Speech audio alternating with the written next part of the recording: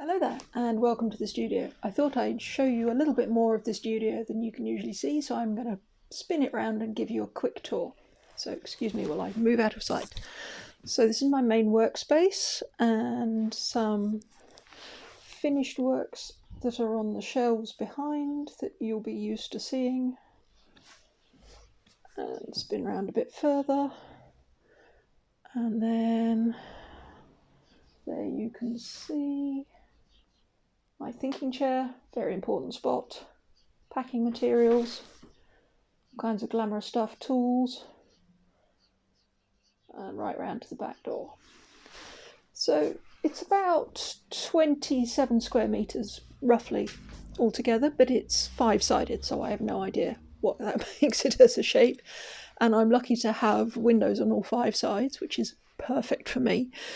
And it's quite a large space, it's quite light, and it was purpose-built for me about 5 years ago.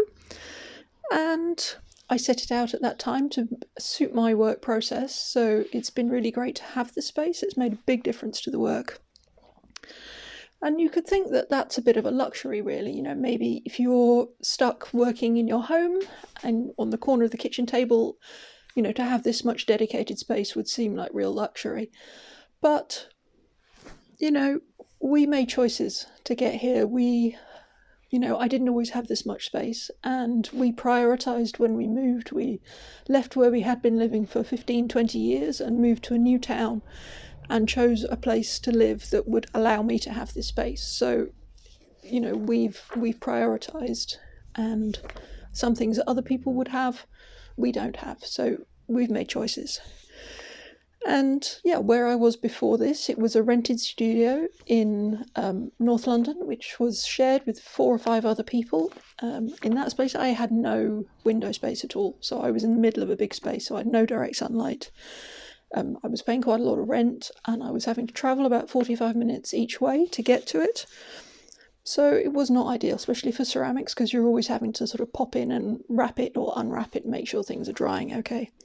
And before that, I was working in a spare room in the house where I was living at the time. It was a shared house, and some people moved out, so for a while I was able to sneak in and use one of the spaces, which was great. But again, ceramics in a house is not great. There are dust issues, and then once the pieces were finished, I was having to, carry them on the bus or on my bike to go to the studio where I did the evening classes and get them fired. So it can now look quite luxurious, but I guess what I wanted to say to you is that you too could make these choices. You know, I started doing evening classes, probably like a lot of you have done, using shared resources, and I've gradually worked my way into my own space in a shared studio, and now my own personal studio. And you could do that too. But the other thing to remember is that it doesn't necessarily need all this space. If I'm out and about, or if I go away, it might just be a small sketchbook. This is, I don't know, if I put my hand in, you can see that's not a huge sketchbook, and that would easily fit in a bag. I just take a pen sometimes, that's all I need, and I can do some quick drawings.